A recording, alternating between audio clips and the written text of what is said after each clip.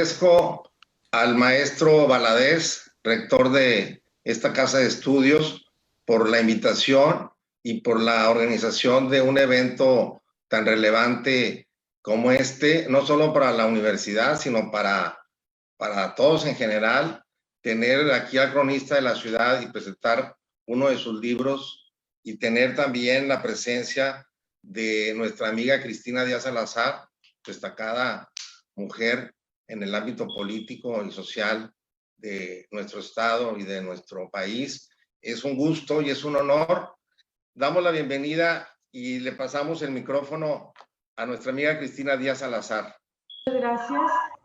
Muy buenas tardes a todos. Especialmente saludo siempre con reconocimiento a Leopoldo Espinosa Benavides, con quien he tenido la oportunidad de ser su colaboradora en el ámbito político. Polo, qué gusto. Compartir también con Jorge Cuella actividades hace mucho tiempo políticas. En verdad qué gusto saludarte, amigo, y sin duda pues saludar al director Alejandro Valadez y al doctor Rigoberto Pú. Creo que para mí es en verdad una altísima responsabilidad poder participar en la presentación del libro de Leopoldo Espinosa Benavides, un hombre con una gran capacidad de análisis, estudio y sin duda un trabajo de investigación muy importante que hace muy singular la personalidad de Leopoldo Espinosa. En este libro, En busca del país perfecto, y como él lo señala, textos desilvanados, pero que a la vez van relatando de manera significativa hechos y momentos históricos, me parece muy importante.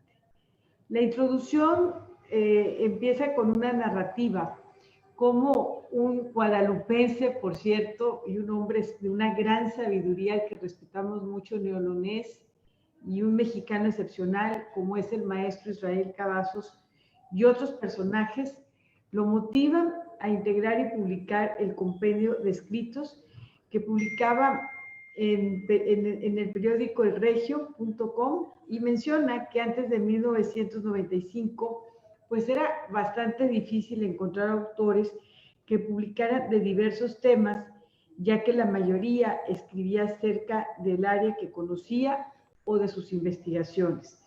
Y no es que no tuvieran la información accesible, pero los medios pocas veces apoyaban sus publicaciones con datos científicos o técnicos. Así, nuestro amigo Polo Espinosa señala la relevancia de las publicaciones de algunos eruditos de la historia. Tal es el caso mencionando a Aristóteles o Isaac Newton, así como algunos escritores como Isaac Asimov, que nos legó 429 libros con conceptos científicos, futuristas, y posteriormente Polo Espinosa menciona las ventajas que la modernidad y el Internet nos han brindado al poder tener mucho más información en la red que la que alguna vez se pudo imaginar en la biblioteca de Alejandría. Me parece un excelente relato. Yo creo que si regresáramos a la historia del hombre, pues sería verdaderamente impresionante para ellos la manera en que se tiene acceso en estos momentos a la información. Solo basta pues tener uno de estos teléfonos inteligentes para inmediatamente encontrar algo que a ti te interesa. Y actualmente los gobiernos nacionales, tanto locales o organismos internacionales y universidades, publican en sus páginas información en diversos formatos y están al alcance de cualquier computadora o celular, situación que vuelve a ser imaginable todavía hace 3 décadas. Quizás algunos sí tenían el privilegio de la información, pero no era una información para todos. O sea, hoy la información, gracias a estos nuevos sistemas y a estas nuevas tecnologías, se ha democratizado. Recalcan la importancia de discernir las fuentes que nos proveen la información en el Internet, ya que se debe evitar las inexactitudes para no caer en las erratas de manipulación y la mentira. Debido a esta ventaja del Internet posterior a 1995, es que fue posible que el autor pudiera generar contenido con datos más precisos y fuentes más serias. Su libro es una compilación de artículos concebido originariamente para editoriales, pero que no pretenden tratar con profundidad cada uno de ellos, sino que busca informar la existencia de los fenómenos y estimular un estudio más profundo para normar criterios positivos. La primera parte del libro, titulada Ciencia y Tecnología, en los temas de la primera parte del autor, pretende encontrar armonía entre los diversos aspectos de la vida cotidiana, entre los estados del hombre y el universo, como por ejemplo, los animales y el hombre. La pregunta y la gran incógnita que nos hacemos todavía todos: ¿hay vida en Marte? Cuidado con el estrés o el origen del cambio climático. En su primera aproximación al texto, el autor presenta una comparación de estadística del 2000 y del 2013 para subrayar el estrés como causa importante y directa del incremento de la tasa de suicidios, accidentes automovilísticos y de manera indirecta como detonante de enfermedades y afecciones cardiovasculares, tabaquismo, entre otras. Y yo creo que habría que agregar posteriormente, cuando concluya el COVID o estemos en la siguiente fase, Polo, ¿qué está pasando? Porque seguramente el estrés y la convivencia hoy que tenemos y ese aislamiento nos va a dejar serias huellas en el pensamiento del hombre, pero también físicamente. Presenta, entre otras, los diferentes tipos de estrés, desde el agudo episódico y el crónico, cada uno con sus propias características, síntomas y duración. Plantea algunas ideas relacionadas con la idea del estrés positivo como un estado de ánimo que provoca reacciones positivas ante una angustia real o potencial y a las exigencias actuales del mundo. ¿Cuántas veces decimos: estoy estresado porque tengo que entregar un trabajo, o estoy estresado por esta situación? Y realmente no es un estado más que el anímico. En realidad, si fuéramos a la parte de una revisión en materia de salud, pues seguramente estaríamos alejados, pero creo que Polo nos va a poder señalar, con lo curioso que es y que le encanta la investigación, qué va a dejar el COVID cuando concluya. Señala que ahora la vida cotidiana es más complicada que a mediados del siglo XX, cuando un hombre solo tenía que preocuparse por ser el proveedor económico de la familia. El contexto se ha vuelto más hostil, tanto para las mujeres como para hombres, y termina el artículo presentando cifras del estrés y la felicidad en México, concluyendo que somos un país en el que somos felices viviendo estresados. Una gran paradoja la que presenta Polo. En otro artículo de esta primera parte del libro, el autor plantea la posibilidad de la existencia de vida en Marte, analizando algunos datos históricos, como el análisis de meteoritos encontrados en la Antártida en 1979, los cuales contenían bacterias y gusanos fosilizados, o la fotografía presentada por la NASA mediante una sonda, la cual mostraba una especie de efigie del rostro humano, así como estos también presentan otros hallazgos que fundamentaría la idea de que existe vida en Marte.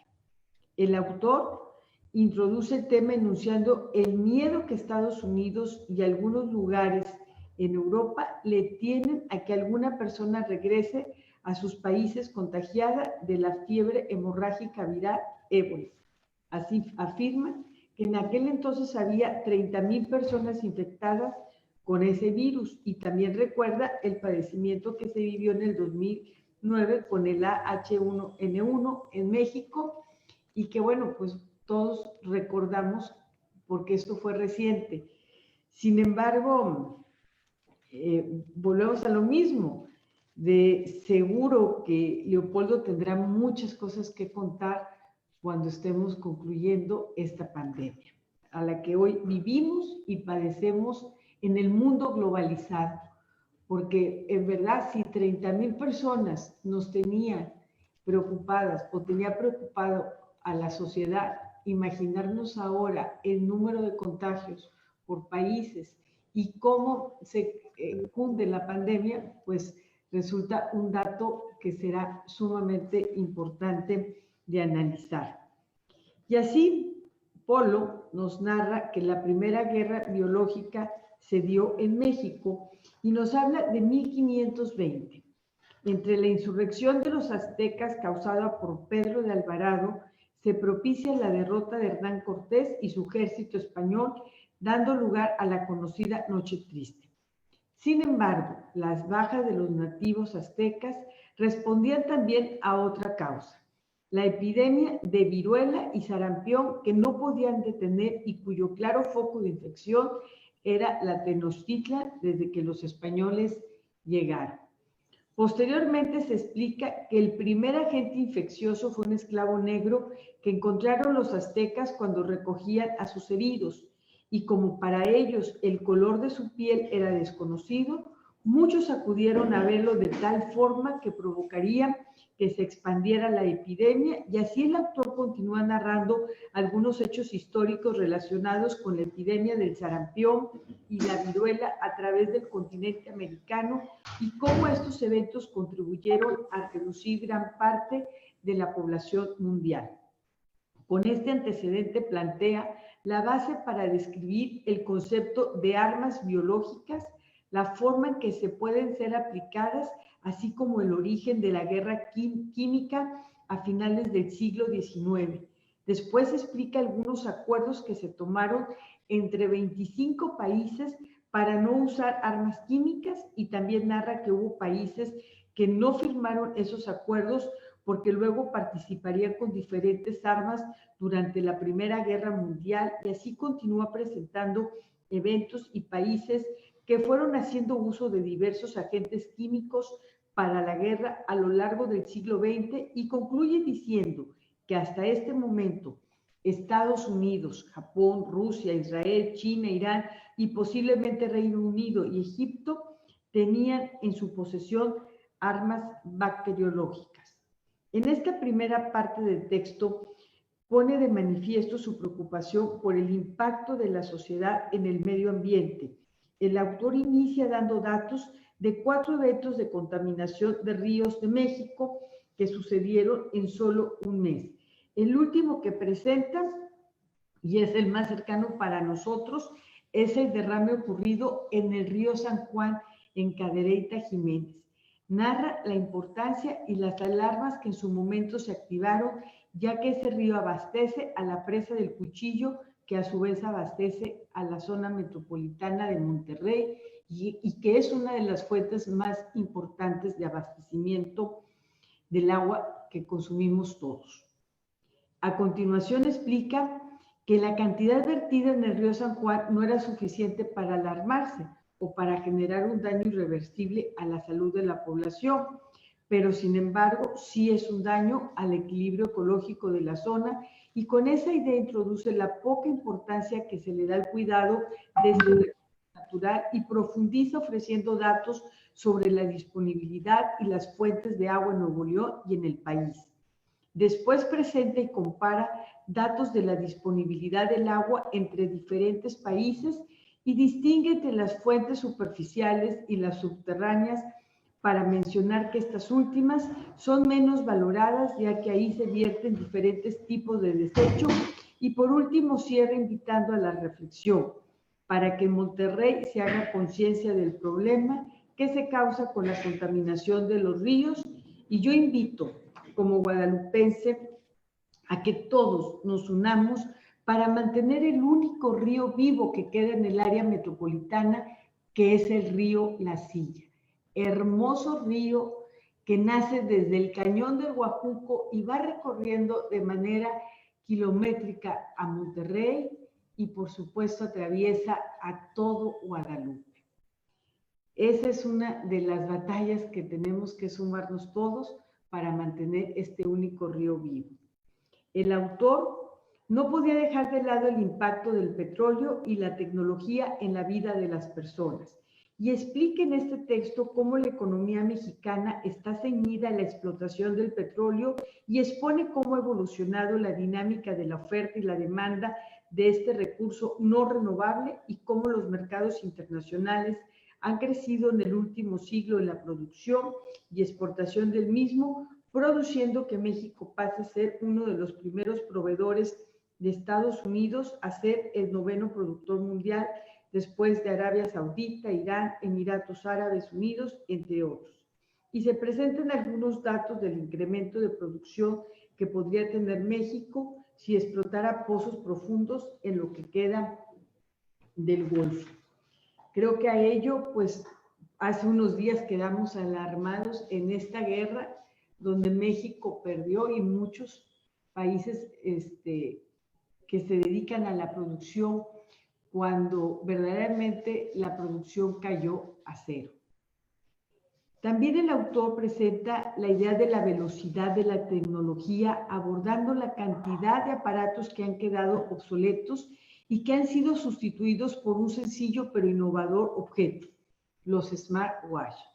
Describe algunas características de estos objetos y con esto da pie a analizar las invenciones que se han dado de manera histórica, iniciando con los inventos desde el ábaco, el reloj de péndulo, la imprenta y posteriormente inventos que dieron origen a otros, como la electricidad que dio paso al teléfono, al telégrafo, entre otros. Cada invento dejaba sin empleo a algunas personas, pero generaba otros para otras. Y así, conforme avanzaba el tiempo, las invenciones eran mejores y más sofisticadas. Iban apareciendo más y más hasta llegar a finales del siglo XX, cuando la tecnología funcional es sustituida por las computadoras y sus infinitas aplicaciones, y finalmente, en 1993, se hace popular el Internet. Después viene el desarrollo de aplicaciones que tienen infinidad de funciones y que han hecho más sencilla la vida del hombre moderno.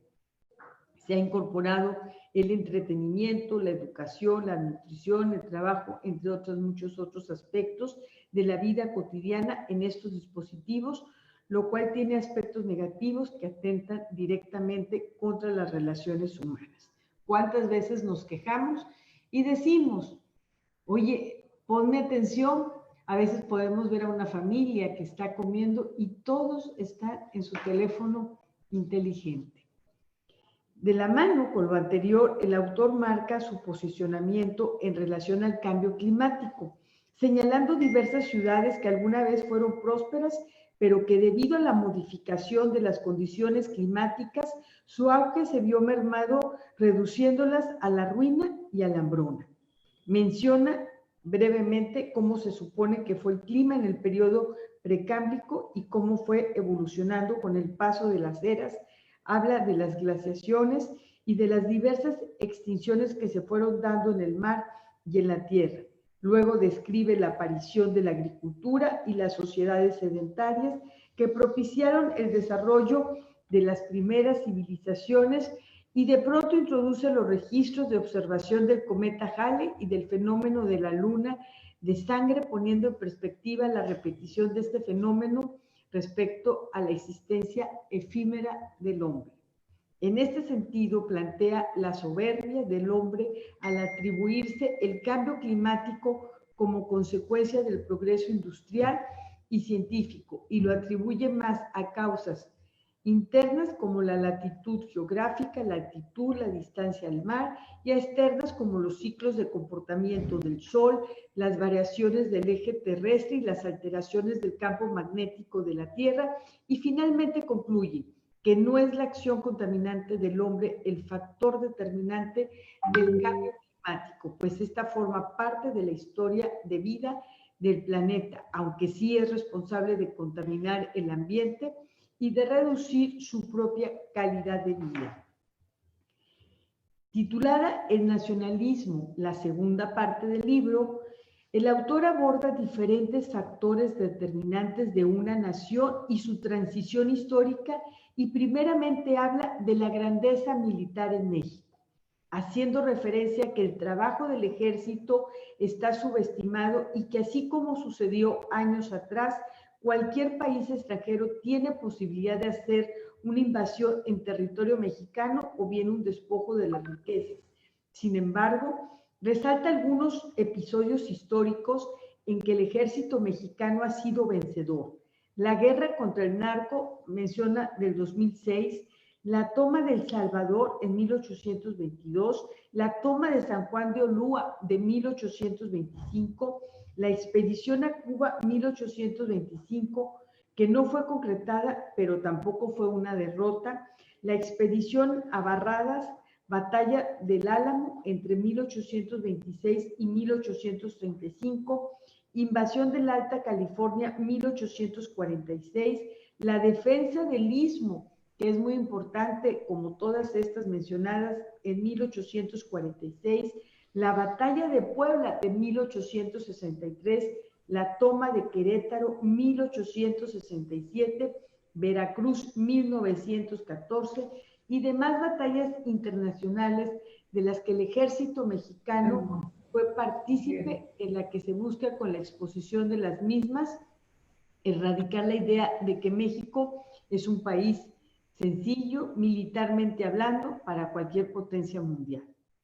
Alrededor de 1960, él lo señala, se forma una casta burocrática, dado que inicia un momento de desequilibrio entre las profesiones, pues el 64% de los profesionales titulados eran abogados, pues esta figura profesional comenzó a sustituir a los militares en el gobierno y comienza a surgir cambios estructurales como la globalización, lo que trajo consigo una necesidad de exigencia y aptitud dentro de los profesionistas, y se suprime la economía mixta y disminuye el Estado benefactor o la participación en la economía, lo que a palabras del autor pone en evidencia la necesidad de formar profesionales en otras áreas del conocimiento. Este nuevo reto llamado globalización puso a prueba el sistema de educación mexicana. Muestra el autor Espinosa Benavides estadísticas y señala que en México el porcentaje de profesionistas que logran obtener un trabajo relacionado a su carrera es del 56%, y para lograrlo tardan alrededor de 3 años, y pone en paralelo en Asia, por ejemplo, el porcentaje es del 98%, y estos son contratados al primer año inmediato de terminar una carrera. Otra relación dentro de este texto es la cantidad de estudiantes de ciencias duras o exactas, definidas por el autor como las ingenierías, las matemáticas, la biotecnología, química y medicina, y las ciencias libres, que son todas aquellas ciencias sociales como leyes, psicología, artes y literatura. Menciona que estas dos ramas en las carreras definen el desarrollo tecnológico de una sociedad.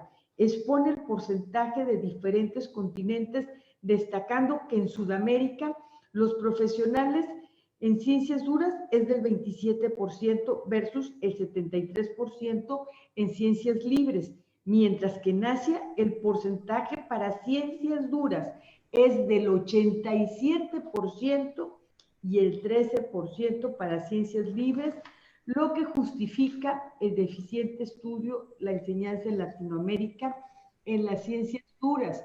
Y por eso vemos con una expresión de respeto hacia la educación del continente asiático, y toda la tecnología que desarrollan estos países nos deja asombrados. Pero todo empieza, como bien lo dice nuestro amigo Polo, por la educación superior. La excelencia académica tiene que ver con los sistemas de certificación de calidad, y en México no se cuenta con dicha certificación.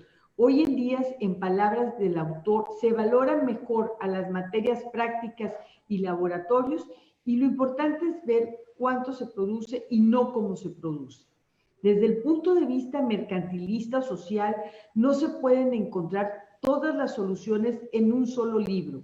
Los textos impartidos desde educación básica no exigen al alumno una búsqueda externa de información, y los maestros en México enseñan lo que viene en los libros de texto, pero no empujan, no convocan a sus alumnos a buscar respuestas en otros.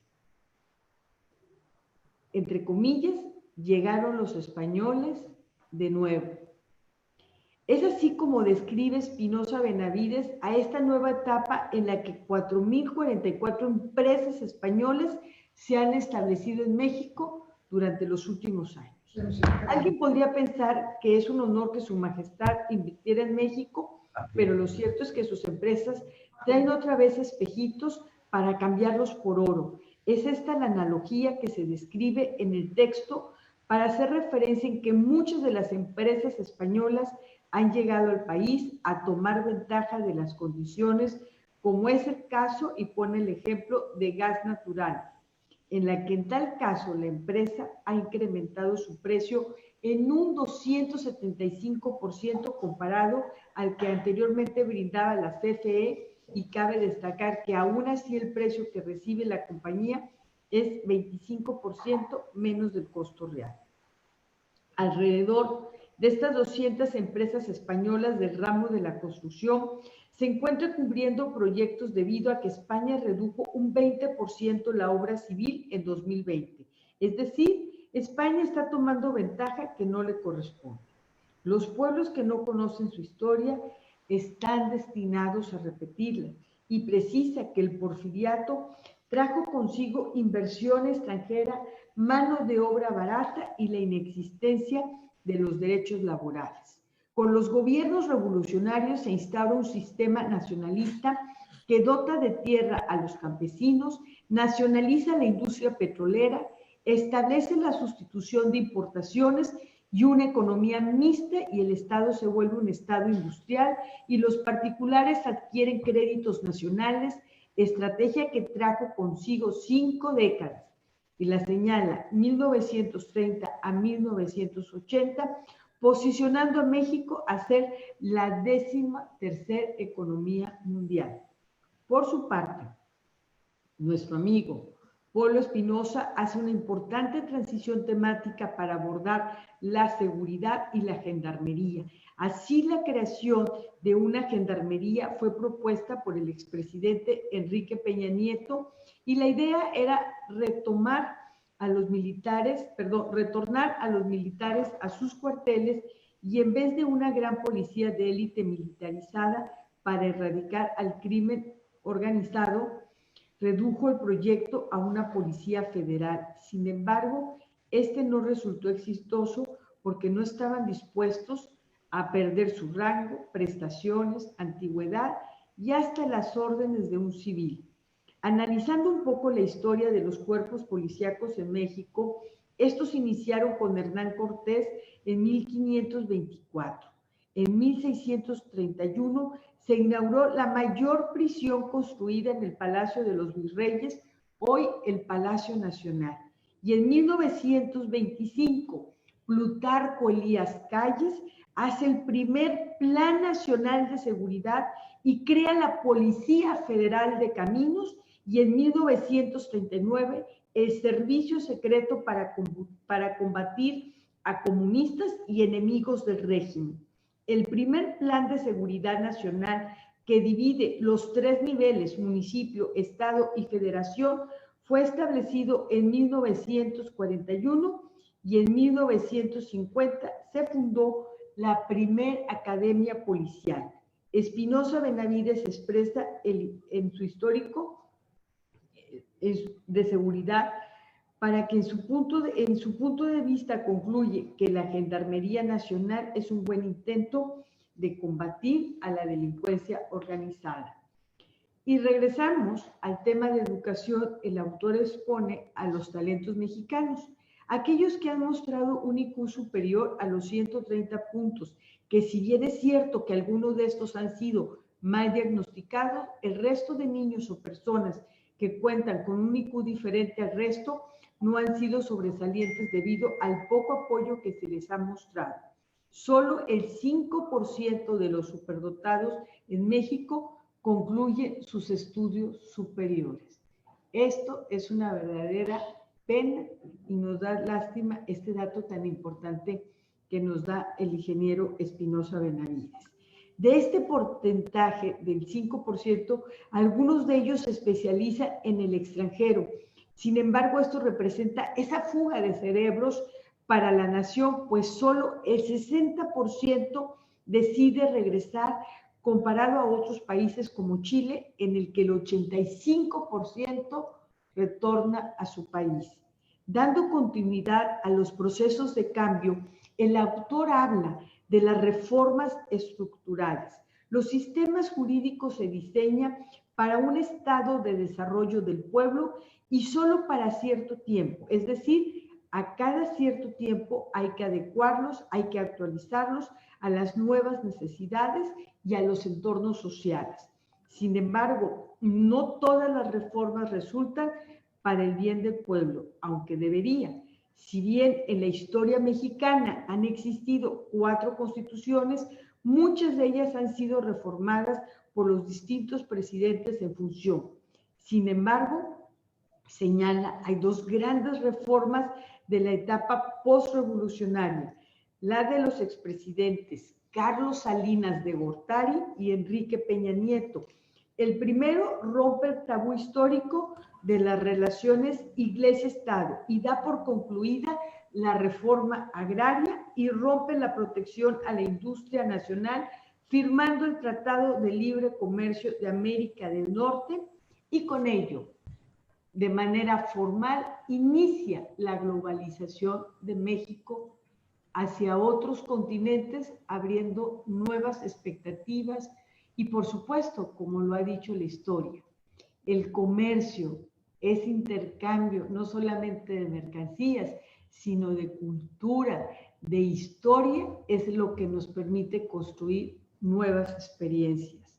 Por su lado, señala el autor, Peña Nieto llevó a cabo la reforma de competencia económica, la reforma de telecomunicaciones, la reforma financiera, la reforma energética, la reforma político-electoral. Pacto por México, firmado en el Castillo de Chapultepec el día 2 de diciembre. Y para finalizar esta segunda parte del libro, el autor explora la participación femenina dentro de la vida política de México, señalando que se ha visto activa desde 1953, y yo pongo aquí el ejemplo de una mujer como Margarita García Flores neolonesa, que estuvo en este movimiento importante y que las mujeres le debemos mucho a ella. En ese año es publicado en el Diario Oficial de la Federación, en ese decreto donde se consagra el derecho de las mujeres a votar y a ser votados. Desde entonces, a excepción de 1970, siempre hubo cuando menos una mujer diputada. Dicha participación femenina ha rendido frutos en el estado de Nuevo León. En 2014, 4 mujeres en puestos de elección popular con posibilidades de ser gobernadoras. Y en esta transición y en esta participación política destaca en el Estado, al ser también un Estado gobernado por primera vez por un independiente, como fue el éxito de la elección para Jaime Rodríguez Calderón. En esta última etapa no puedo dejar de mencionar, y sería injusto de mi parte, además de haber mencionado a Margarita García Flores, debo de mencionar a Carlota Vargas, una mujer de la administración pública. En verdad, los grandes cargos por primera vez ocupados los tuvo Carlota, fue la primera mujer secretaria en el estado de Nuevo León, y sin duda una mujer tan activa todavía y que es un ejemplo de la lucha de género, María Elena Chapa, la primera mujer también senadora en Nuevo León. Y en la tercera y última parte del libro, titulada Internacional, en esta última parte del libro, el autor explora fenómenos o situaciones que tienen un impacto internacional, reconociendo primero el impacto de la globalización sobre la vida de las personas. Polo Espinosa busca adentrarnos en sucesos que a su entender han estado generando cambios importantes para la convivencia de lo que otros autores llaman la aldea global. En este contexto precisa que la tecnología nos ha significado eliminar las fronteras entre los países y continentes y nos permite tener visión holística que comprende una aproximación histórica y cultural como un solo elemento. En un afán de no extenderme más de la cuenta, puedo señalar que el autor hace un recuento importante de Rusia como un actor que ha reafirmado su presencia y relevancia en el escenario internacional. Y el autor nos explica que Rusia vivió un largo proceso de transición posterior a la caída de la Unión Soviética, dejando al mundo en una unipolaridad representada por los Estados Unidos. Es decir, no podemos dejar a la perestroika, donde se inician esas grandes reformas económicas y se rompen esos muros que introduce Gorbachov en 1985 y que muchos veíamos con sumo interés lo que estaba sucediendo en Rusia.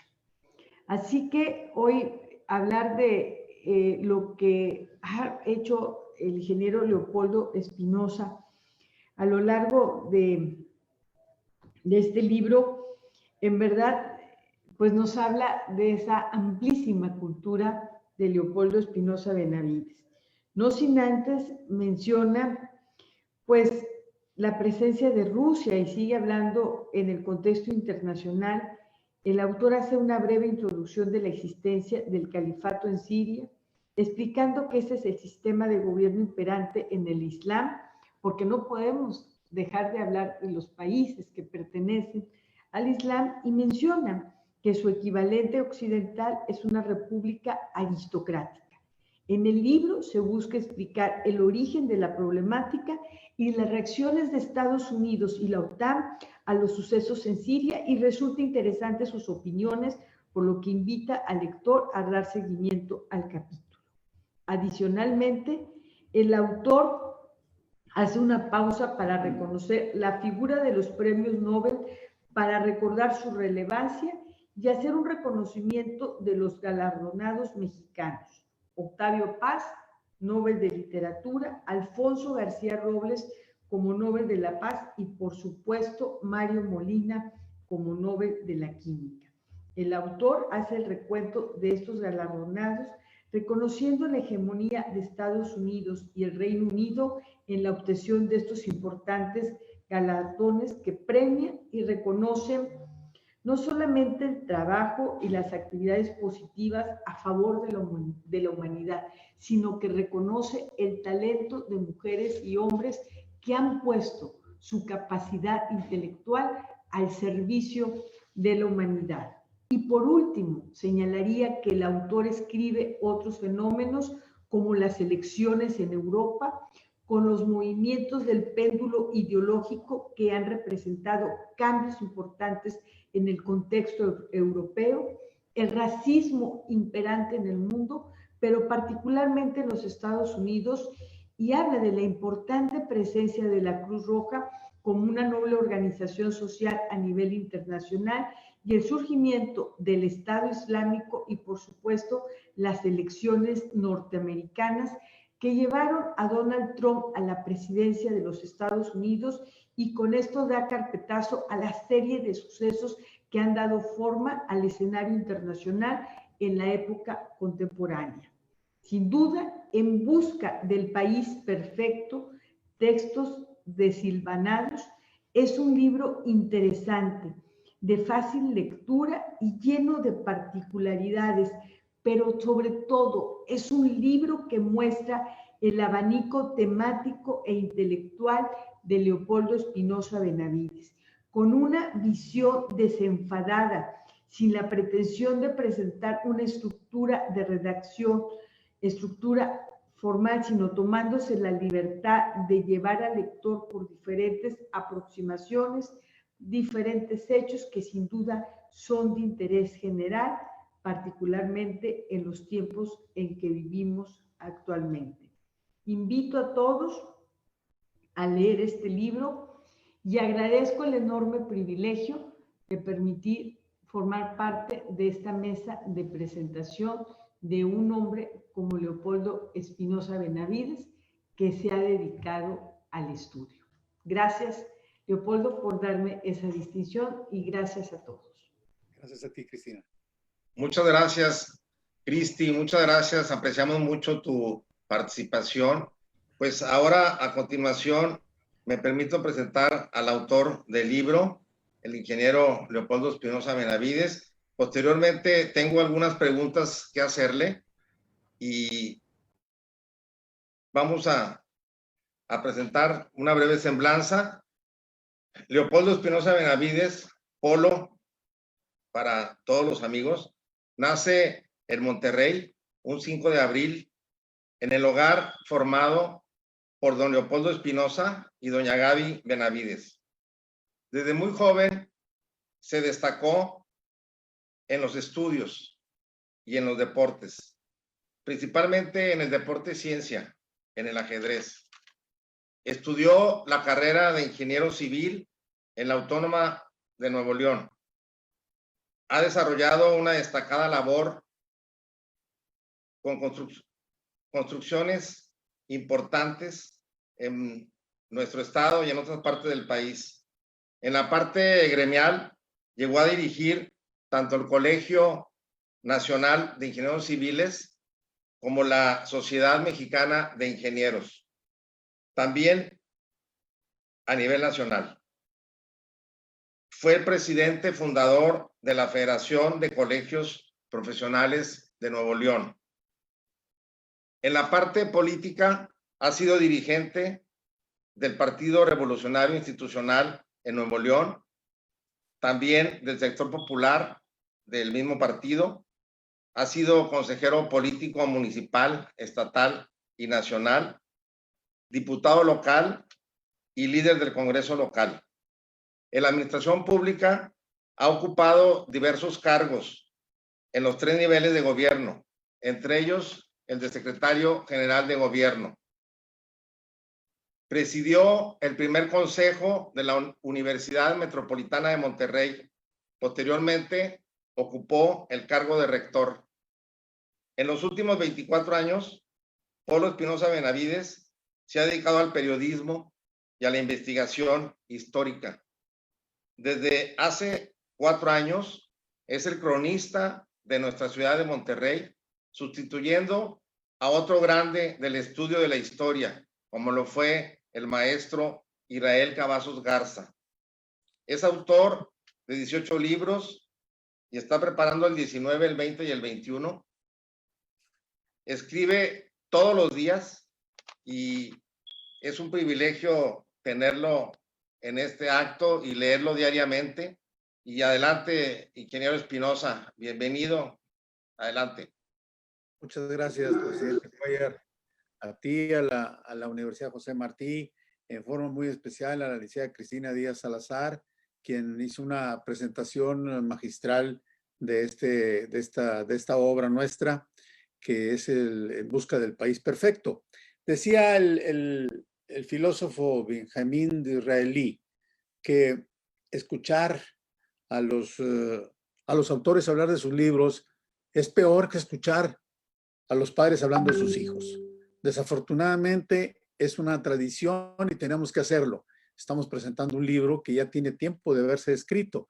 Este libro se escribió entre los años 2014 y 2015 por diversas circunstancias. No se había presentado. Gracias al doctor Cuellar, el presidente de la universidad, estamos en estas cosas el día de hoy precisamente. Bueno, pues aquí lo más relevante para empezar, creo yo, es aclarar que al haber sucedido tantas cosas en tan breve tiempo, nos pone a pensar, quienes tengan contacto con nosotros podrán saber que estamos escribiendo la historia de la Catedral Metropolitana de Monterrey. En la historia de la Catedral Metropolitana, en aquellos años, desde que se fundó la ciudad prácticamente y toda la época de la colonia, nos podemos dar cuenta que periodos que son de 50 años, por ejemplo, no pasa nada. Veo un acta y veo otra acta y las situaciones están más o menos iguales. Entonces, la dinámica actual es impresionante porque estamos hablando de 6 años, un lustro, un poquito más de un lustro, y es súper dinámica la vida actual. Han pasado cualquier cantidad de cosas. Ya lo decía la licenciada Cristina Díaz, el tema del coronavirus. Hace 4 meses nadie imaginábamos lo que iba a suceder. Veíamos algunas notas perdidas que en China había una nueva enfermedad que parecía que era un virus y que se moría gente, había 20 muertos. Y miren dónde vamos ahora. Es increíble. Todo el mundo occidental está varado. Y digo el occidental porque el oriente más, ¿verdad? Nos ha modificado totalmente la vida. Por ello estamos comunicándonos por estos medios en lugar de hacerlo personalmente. Cuando me dice Cuellar que se iba a presentar ya el libro, bueno, pues le di otra vista y me quedé realmente asombrado con esto. Ahorita van 350,000 personas que pierden la vida y todavía no podemos saber si es una guerra biológica o es un asunto de carácter natural. Ya lo decía la licenciada Cristina, en el libro vienen varios textos, habló del estrés, que es un capítulo muy interesante, que también tiene que ver con esto, porque el estrés que estamos sufriendo en estos momentos es un estrés muy especial, es un estrés no tanto por las presiones de la vida cotidiana, sino porque las condiciones en las que nos ha brillado esta pandemia, pues nos ponen a pensar en muchas cosas y tanto tiempo a solas, todos tenemos pensamientos y discurrimos ideas y conclusiones que no siempre son buenas. Los psicólogos van a tener mucho trabajo una vez que terminemos con este asunto. Vieron los textos de la guerra biológica que tienen que ver con esto. Es un capítulo de la guerra biológica y la medicina cubana que mencionaba el doctor Pupo, pues se relacionan porque existen 2 mundos médicos paralelos. 2 mundos médicos paralelos. ¿Cómo está eso? Bueno, los países que firmaron o que suscribieron el bloque del Tratado de Helsinki y el mundo de Cuba y China. La diferencia entre ambos sistemas, pues es el precio de los medicamentos. En el Tratado de Helsinki, las farmacéuticas deben de cumplir con protocolos que pueden prolongarse hasta 7 años. Y bueno, pues una vez desarrollado todo ese protocolo, tienen que probarlo en animales y en individuos. Pues es muy largo el tiempo. Ellos, desde luego, buscan protegerse de las demandas y además, pues, elevar el costo hasta en un 680%, tenemos pruebas de eso, para pagarse el tiempo de la investigación. En esta pandemia están compitiendo los dos mundos médicos y todo es para desarrollar una vacuna efectiva. Efectivamente, participan por el lado de Helsinki y bueno, pues por los dos prácticamente, pero por lo pronto por el lado de Helsinki están los centros de investigación gubernamentales más importantes y los militares de los países que lo firmaron. Además, pues la iniciativa privada, las farmacéuticas tienen toda su capacidad de investigación al frente y un centenar de universidades. Entre ellas hay 3 mexicanas, la UNAM, el TEC de Monterrey y la Autónoma de Nuevo León. Todo el mundo busca, bueno, pues registrar la patente una vez ya aprobada y que esa patente durará por 20 años. La vacuna debe provocar que su receptor cree anticuerpos o inmunoglobulinas del virus para que el organismo se prepare para el contagio y que su efecto sea de largo plazo. Cuando menos de 1 año, porque no nos vamos a estar vacunando cada 3 meses, ¿verdad? Como ejemplo, cuando el virus del sarampión, con el virus del sarampión se descubre si ya se aísla el virus y demás, y se aplican las primeras vacunas, siendo los años 50, hasta 1963. Y a México llegó hasta 1970, cuando la farmacéutica dueña de la patente la fabricó masivamente y a un bajo costo. Pero el coronavirus trae tinte político, de guerra fría, cuando menos, aunque no sea una guerra biológica, como ya lo decíamos hace rato, porque sería el peor escenario. Por un lado está Estados Unidos, que lleva 100,000 muertos, y él acusa a China de ser un país insalubre, porque no lo puede acusar de otras cosas porque no tiene pruebas. Y China, por su parte, que tiene menos de 5,000 muertos, dice que fue un soldado norteamericano el que fue de visita a China y ahí se inició la pandemia. La competencia médica real es entre el gigante farmacéutico GSK de Reino Unido y uno chino que es de Beijing. No me acuerdo el nombre exactamente, pero es Biotechnology de Beijing, algo así, ¿verdad? Bueno, los británicos están probando con 42 voluntarios su vacuna. Van a sacarla al mercado a mitad de 2021 y a un precio entre 200 y 350 dólares. Mientras los chinos, que no están en el protocolo, no están siguiendo ese protocolo, la están probando con 1,008 personas voluntarias y distribuirá la vacuna en otoño de este año a un precio entre 10 y 20 dólares. Nomás para darnos una idea de las diferencias. La diferencia porque no solamente es económica, sino sería un año de muertes.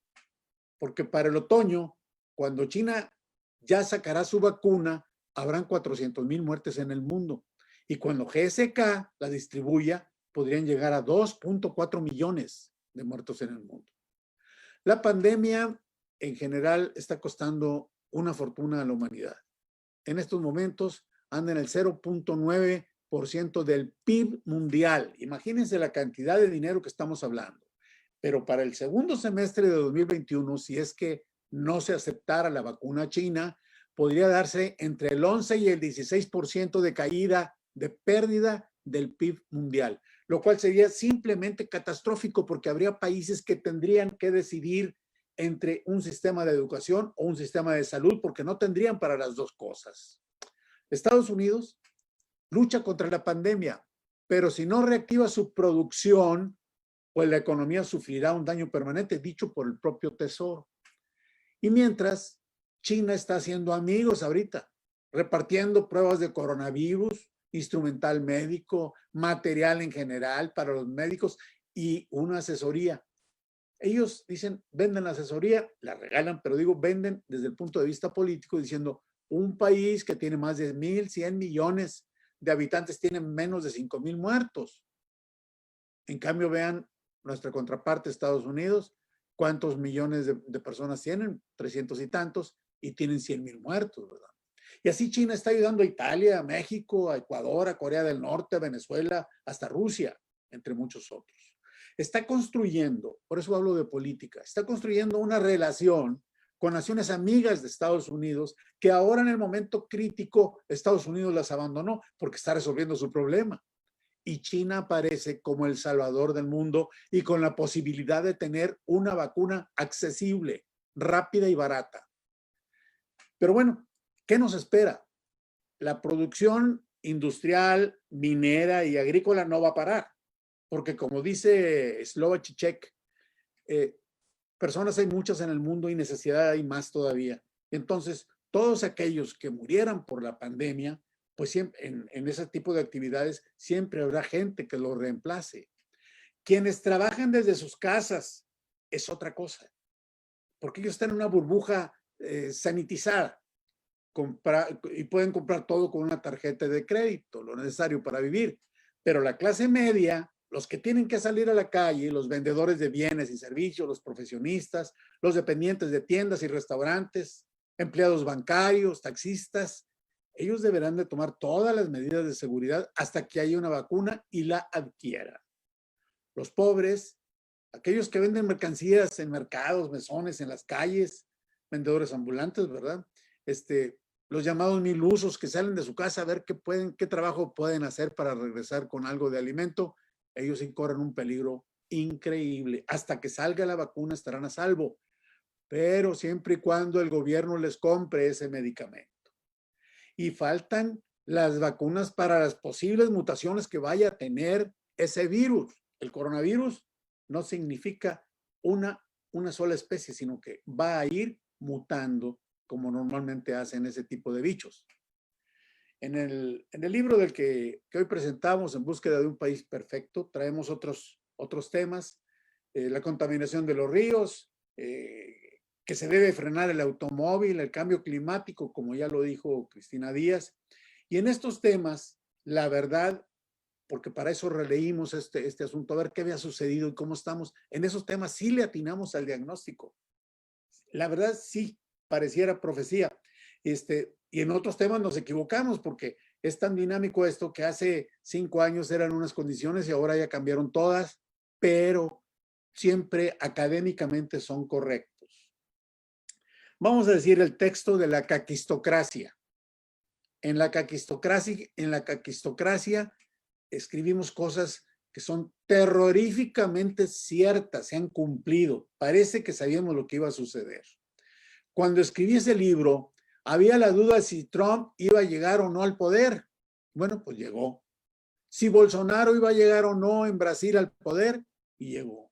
Boris Johnson en Reino Unido, y llegó. Y otros ejemplos nacionales e internacionales han podido comprobar hoy que el gobierno de los peores se ha sentado en el mundo. Esa es la caquistocracia, el gobierno de los peores. También el racismo es otro capítulo, se ha apoderado en forma tremenda, forma diversa, y además la pandemia lo promueve, porque pues se acusa a los migrantes de ser difusores, desde luego involuntarios de la enfermedad. Pero, por ejemplo, hace unos días leí que en Japón no dejaban entrar a mexicanos. Y bueno, pues si ese virus viene de Oriente y ahora resulta que no dejan entrar a mexicanos que trabajan y que viven allí, no los dejan entrar porque vinieron o salieron del país, etcétera, ¿no? El racismo se está utilizando como un arma electoral. Se le quiere dar el cariz de que es un justificante, digamos, a la tragedia económica de un pueblo, culpando a los migrantes. A los migrantes se les culpa y eso genera pues más marginación, pobreza. Y están tratando de disminuir ese tipo de contingentes.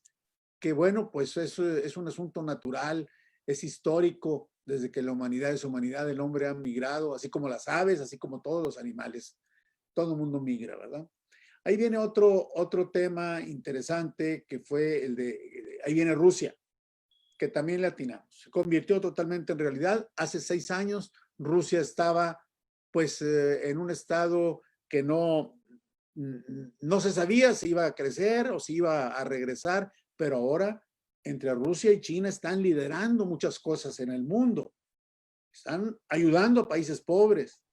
Y esto es de facto una alianza frente a Estados Unidos, porque Estados Unidos, mientras controla la pandemia, estos dos grandes países impulsan una nueva moneda electrónica que busca destronar al dólar, con lo cual la repercusión electoral en Estados Unidos puede ser terrible para el presidente, que nosotros veíamos hace medio año que era imbatible Trump. Ya después de estas condiciones, de todas estas cosas, y sobre todo si esa moneda le llega a pegar al dólar, pues es terrible. Porque además Trump, acuérdense, ya mintió. Trump dijo que iba a tener una vacuna para el coronavirus. Lo dijo hace 2 meses y resulta que ahora tiene nada más 100,000 muertos. No tiene ninguna vacuna. Entonces, ahí tiene problemas, ¿verdad? En cuanto a la parte del nacionalismo que hablaba la licenciada Cristina, muy bien. También hay otra de reformas estructurales, de la gendarmería que mencionaba la licenciada Díaz, el talento de los mexicanos y la búsqueda de la excelencia. Pues todo eso quedó en suspenso aquí en México, porque llegó un gobierno con ideas y procesos gubernativos diferentes, distintos a los que estábamos acostumbrados desde mediados del siglo XX, a la tecnificación y a la especialización. Resulta, se están replanteando los escenarios a un grado tal que se dice que ya los ingenieros, los arquitectos y los economistas, pues no son indispensables, no se necesitan. El pueblo sabio puede hacer las cosas. Por otro lado, los gobiernos de México, Estados Unidos, Reino Unido y Brasil rechazan la globalización del conocimiento. No admiten que somos una aldea global. Estamos regresando al nacionalismo irracional, pensando que la Amazonia es de Brasil y que Bolsonaro puede dar permisos de tala, porque bueno, ese es un tema de Brasil, está dentro de mi territorio, pero ese es un asunto mundial. La deforestación de la Amazonia no podemos decirla, no podemos sacarla del contexto mundial. se desequilibra todo, ¿verdad? Si eso sucede. Trump piensa que el muro divisorio con México, el muro ese de la ignominia, es la solución a su problema migratorio y que está en su derecho porque está en su territorio. Bueno, pero a él no le importa que las familias y las propias especies naturales se separen. O sea que tampoco le importa que haya problemas con las normas ecológicas, que se contamine más el río Bravo. Y que bueno, es un asunto del mar, piensa. El mar tiene que disolver todo lo que llegue de contaminantes. Y eso ya no es cierto. Estamos jugando con fuego. Bien, pero en estos 5 años no todo ha sido malo. No todo ha sido malo. El hombre no ha perdido su pasión por explorar. Fíjense nada más. Nomás el año pasado, por dar un dato, en el 2019 se descubrieron más de 300 especies animales y vegetales, entre serpientes, sapos, insectos y peces, que ahora son criaturas clasificadas. Y eso es muy importante para su sobrevivencia, porque se le puede cuidar si se identifican, es un censo, digamos, si entran dentro de ese padrón, ya se les puede dar tratamientos para su sobrevivencia. Por ejemplo, también se descubrió en el Himalaya una saludable comunidad de leopardos de las nieves, una especie que pensábamos que estaba extinguida, pero ahí en el Himalaya hay una muy buena comunidad que estaba ignota, nadie la había visto, se descubrió. Más aún, en el espacio, la nave New Horizons, que en el libro la traemos que va más allá de Plutón, posiblemente. Bueno, pues resulta que ya sobrevoló a un objeto identificado como MU-69, Ultima Thule, a 6.600 millones de kilómetros de la Tierra. Está escondido en el cinturón de Kuiper. El cinturón de Kuiper es el límite del sistema solar. Es decir, donde hay objetos capturados, los últimos objetos capturados por la gravedad del Sol. Bueno, pues ese objeto no identificado, más que se le puso el nombre de MU-69 Ultima Thule, ese nos va a dar indicios a los humanos de cómo se formó el sistema solar y tal vez el propio universo. Y ese conocimiento, cuando lo lleguemos a tener, que no tarda, como van las cosas tan rápido, no tarda en que los tengamos, los científicos de los países avanzados los van a tener, va a modificar una vez más la vida de este planeta. Cuando sepamos exactamente cuál es el origen, podemos saber hacia dónde vamos y cómo mejorar el camino para llegar a ello, ¿verdad? Bueno, pues la verdad, escribir este libro de En busca del país perfecto, pues fue una aventura. Es una aventura muy interesante para nosotros, ver cómo se van desarrollando las ideas en el tiempo, cómo maduraron, cómo evolucionaron, en qué nos falló. Aunque tengamos el diagnóstico científico, pues siempre hay cosas que tienen que ver con las ambiciones, que tienen que ver con el poder, que tienen que ver con distorsiones del hombre que hace que cambie la ruta del destino. Así pues, yo creo que si leemos este libro, estamos viendo un espejo de cómo éramos hace muy pocos años, hace un poco más de un lustro, 6 años, 5 años, y eso nos va a dar idea de todo lo que hemos cambiado. Revisémonos hacia adentro nosotros y veremos todo lo que hemos cambiado en el trato con la familia, en el trato con nuestros negocios, a lo que nos dediquemos profesionalmente, y veamos lo que nos depara el destino, que está más que todo adentro de nosotros mismos. Esos son comentarios muy generales, señor presidente de la universidad, que hacemos, porque bueno, pues ya la licenciada Cristina Díaz muy puntualmente estuvo profundizando en algunos de ellos, y ojalá que, bueno, pues haya algunas cosas que podamos contestar, y si no, pues las investigamos para contestarlas. Muy bien, muchas gracias, ingeniero. Bueno, pues con esto nuestro público ya te ha conocido más, mi querido ingeniero Espinosa Benavides. Sí. Vamos a terminar. Yo te te felicito que le hayas hecho caso al maestro Israel Cavazos en publicar estos artículos, esta compilación, y que también hayas escuchado a nuestra amiga Carlota Vargas, al doctor Todd y al doctor Pupo, como lo mencionas tú en tu libro.